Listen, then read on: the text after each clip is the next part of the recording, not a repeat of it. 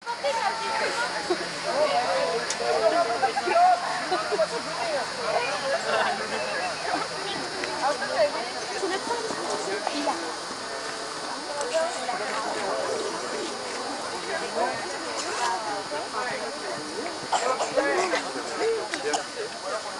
parce que on met en rang 2 par 2, ça ira mieux. Ouais, on se tape pas comme ça. Oui, on va commencer. On va aller choquer par terre. Hein. Oui, parce que c'est nous qui sommes de nettoyage. Et oui, les week-ends, vous leur donnez la prise. Donc, si vous avez...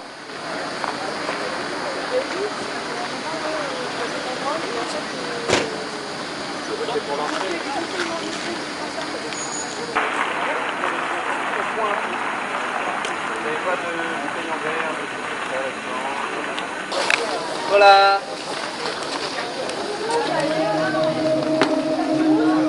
Ça marche. Mais c'est pas terrible.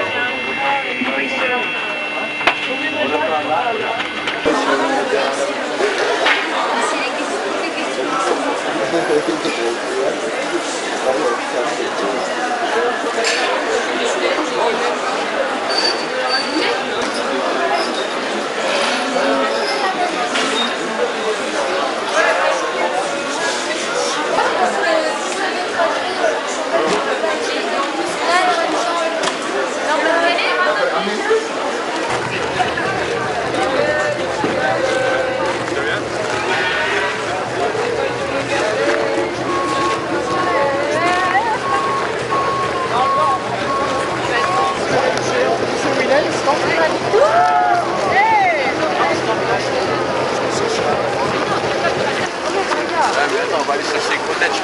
Bah oui.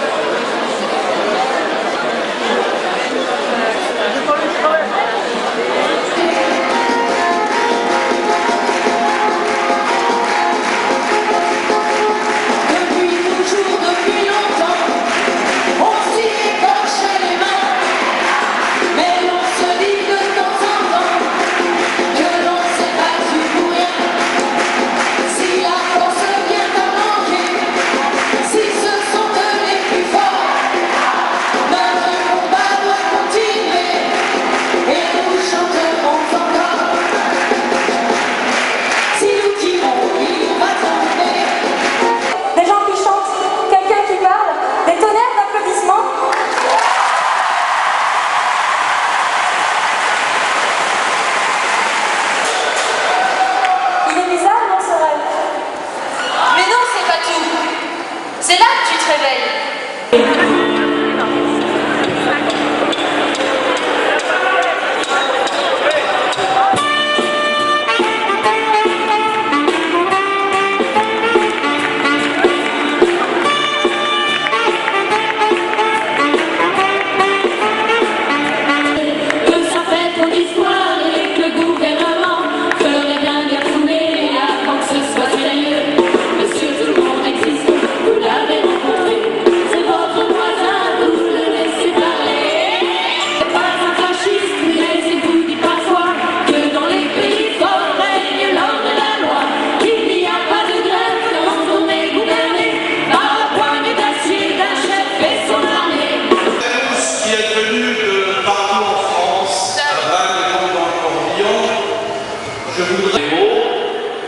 Tant il est vrai que notre région et notre département ont la même histoire,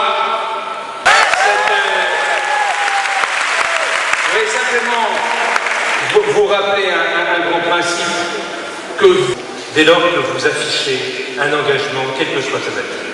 Donc c'est un acte de courage, et un acte de courage, ça mérite toujours d'être salué. L'engagement, c'est aussi de l'altruisme. Il nous montre qu'il est déprimé. Nous sommes une société assez riche quand on se compare aux autres, mais qui n'a pas su éviter que la société vous attribue. On a dit aussi, autrefois c'était le monde bipolaire. On était d'un côté ou de l'autre, mais on choisissait son camp. On est exposé à ces vagues successives qui parfois vous submergent. Alors, vous, à votre âge, considère que vous soyez des jeunes de conviction, avec les hommes et les femmes qui s'exprimeront devant vous, qui sont porteurs de convictions. Jeunes, enfants, adultes, personnes reconnues ou illustres connues. Vous arrivez de la patrie rurale ou de la ville voisine. Adhérents.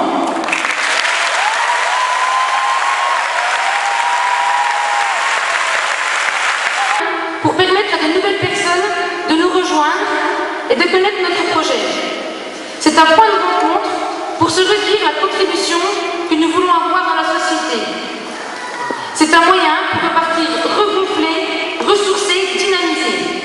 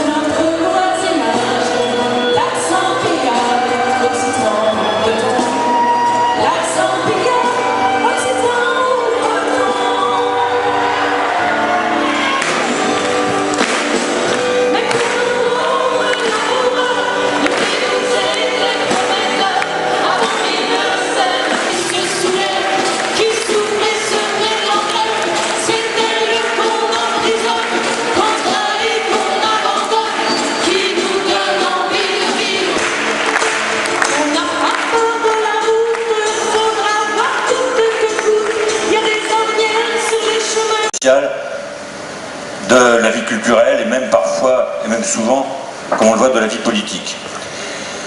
Nous sommes dans un monde, le renouvellement des ressources naturelles pour l'avenir, dans lequel on est à peu près sûr qu'on détruit un certain nombre de ces équilibres écologiques, et un monde dans lequel on n'est même plus tout à fait sûr. Alors, je le dis vite ce matin parce que il fait pas très chaud, mais on n'est pas très sûr qu'on soit pas en train de complètement changer de climat et de le faire, pas d'un jour sur l'autre, mais durablement, pour le coup, évoluer vers des risques très importants dans le réchauffement et dans la désertification.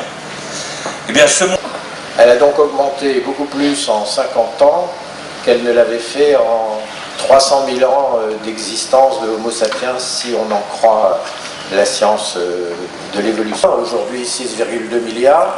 Il y a 2 milliards de personnes dans le monde qui souffrent de malnutrition, c'est-à-dire d'une mauvaise santé, due à des insuffisances alimentaires, on dit des carences en micronutriments, fer, iode, vitamine A, C. 800 millions dans les pays en développement qui souffrent d'insuffisance alimentaire, alors on va dire calorique, qui n'ont pas chaque jour à manger suffisamment pour maintenir leur poids et poursuivre leur activité. Ça veut dire en gros qu'ils ont faim une bonne partie de l'année.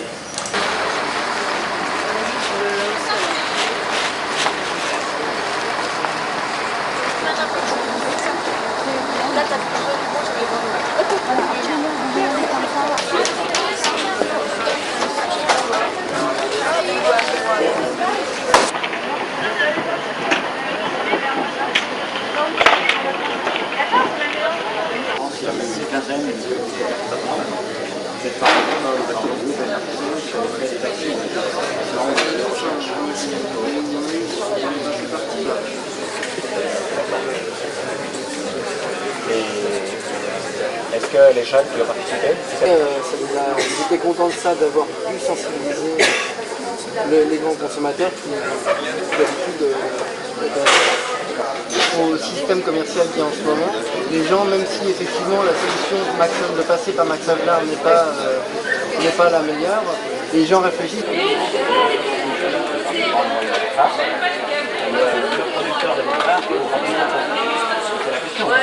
Civilisation, est-ce que les deux arrivent toujours à progresser ensemble? Est-ce que quand on recherche trop une augmentation du volume, il n'y a pas un prêt des politiques? Voilà. Merci. Ensuite, deuxième groupe d'années. Alors, nous, on s'est posé la question, les conducteurs deviennent indépendants parce qu'en ce moment, c'est quand même les pays du Nord, finalement, qui les aident à s'en sortir. Donc, est-ce que ces appellations, à long terme, c'est une qualité? Et donc, d'un grand volet, d'un grand chapeau commun, on arrive ensuite sur différents États à avoir une application sensiblement différente. En juin 2001, c'était suite à un rapport d'orientation qu'on a écrit à Annecy, lors de notre congrès, et qui s'appelait « Paysans du monde, le prix de notre avenir ». C'est là-dessus qu'on a bâti notre socle de prix rémunérateur. Alors les articles qui ont fusé dans les jours qui ont suivi, c'était « Les jeunes agriculteurs redémarrent les rêves partis ». C'est vrai qu'on est un peu rêveur, des fois un peu utopique, mais ce qui nous a quand même conforté dans nos positions, c'est que 6 mois après, il y a eu un manifeste, alors dans la même situation que les latifundia brésiliennes et argentines, une latifundia, c'est une exploitation qui peut aller de 10 000 à 200 000 hectares, avec des capitaux extérieurs et abusant de la main-d'œuvre locale, abusant de la main-d'œuvre d'enfants, payés à coups de barre.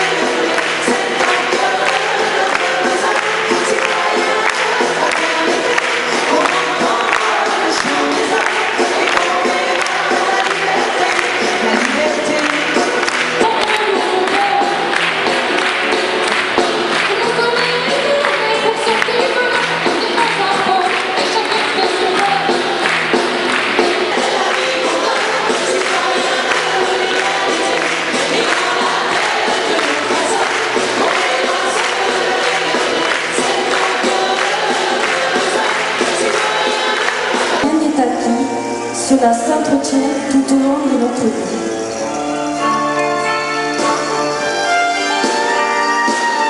D'une page de l'histoire de l'humanité. Cette aventure de construction collective fait sens la grandeur de l'humanité. En Église, avec les autres chrétiens ici et ailleurs, ils ont la responsabilité de révéler à son... Dieu qui est quelqu'un pour moi me dit « Je crois en toi ». Cette phrase, Dieu l'adresse à chacun de nous. Je crois en toi. Je crois en toi, c'est la version paternelle de « Je t'aime ». Autour de lui et de le rendre plus beau, tu l'as énergisé faire beaucoup de sa splendeur. Mais parce que je crois en Dieu, je n'ai plus le droit de désespérer. Dieu me... Nosotros, los jóvenes de la JAC del Perú, creemos en la Iglesia Universal, porque somos Iglesia, y cada uno de nosotros llevamos una misión muy importante y un mensaje de salvación hacia todo lugar, sin diferenciar color, raza ni idioma, y porque aún hay jóvenes que creemos en la justicia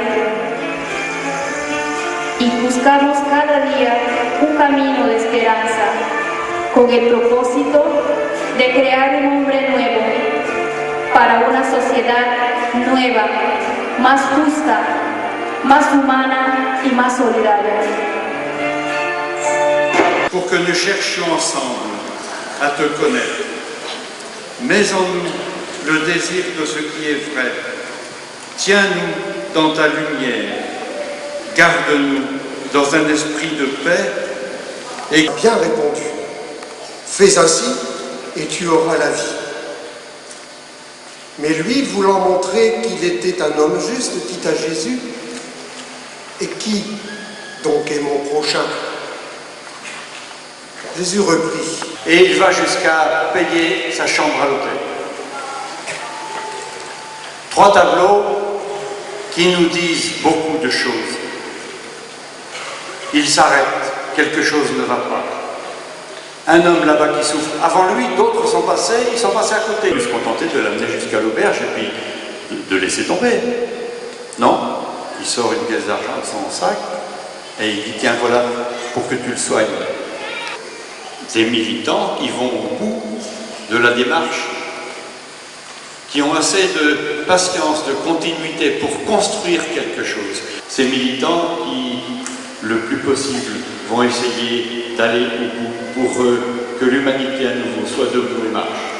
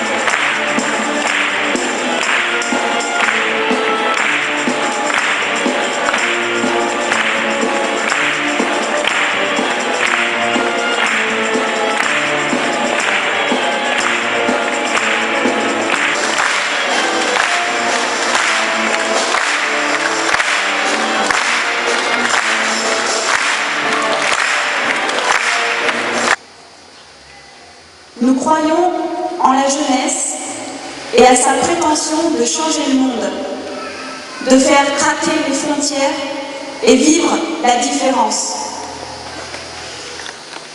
Certains croient en nous pour garder en mémoire. Nous croyons à une Église capable d'accueillir aussi ceux qui cherchent, ceux qui doutent.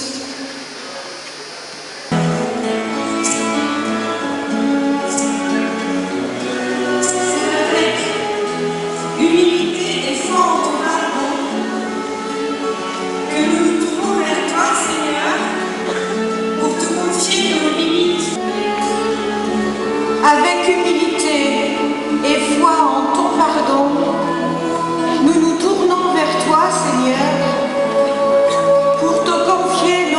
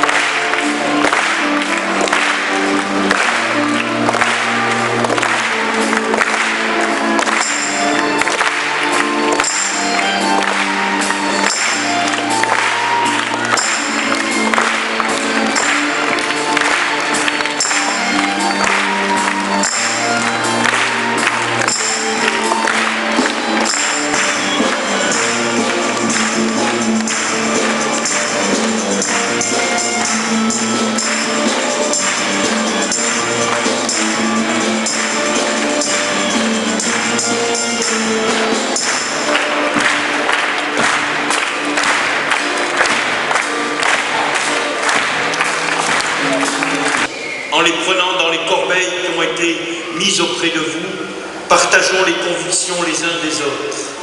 Et pour que nous partions forts de la force du Christ, avec mes frères évêques, nous appelons sur vous tous la bénédiction de Dieu, sur vous tous, sur le MRJC et sur le monde. Venir ici parce qu'il y a des hosties à consommer.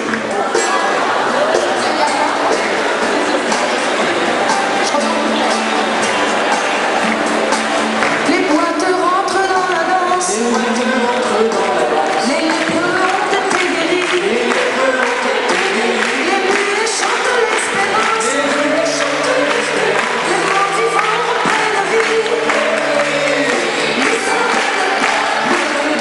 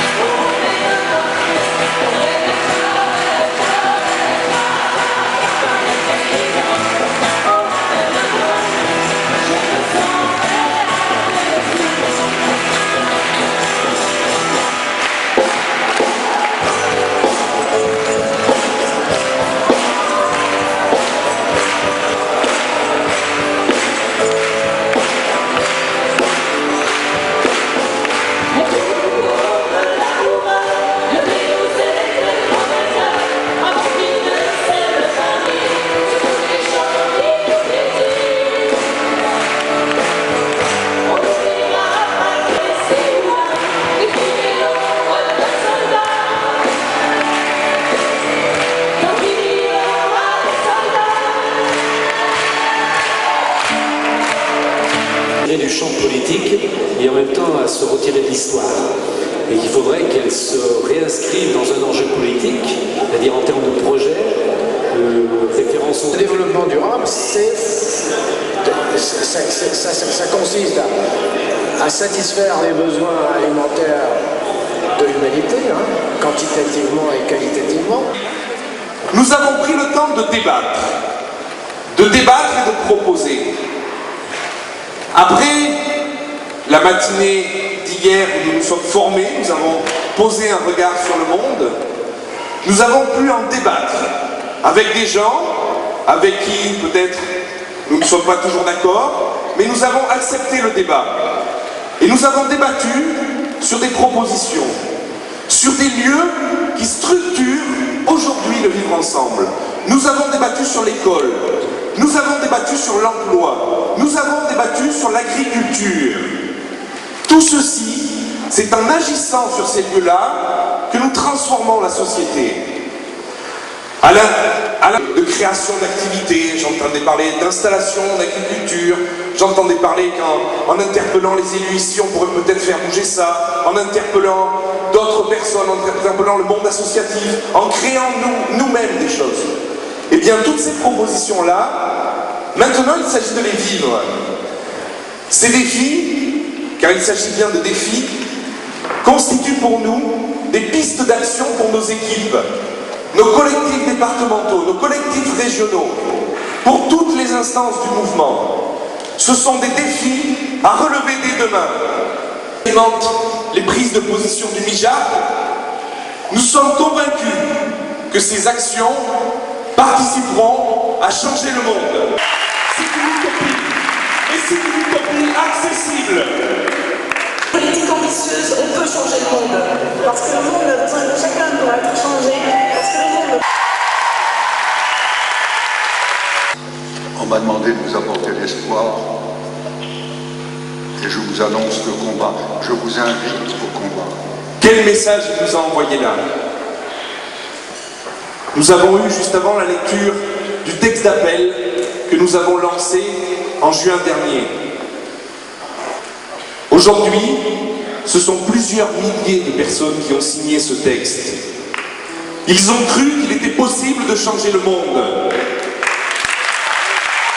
Utopie qui nous fait dire oui, le MRJC avec d'autres, contribue à changer le monde.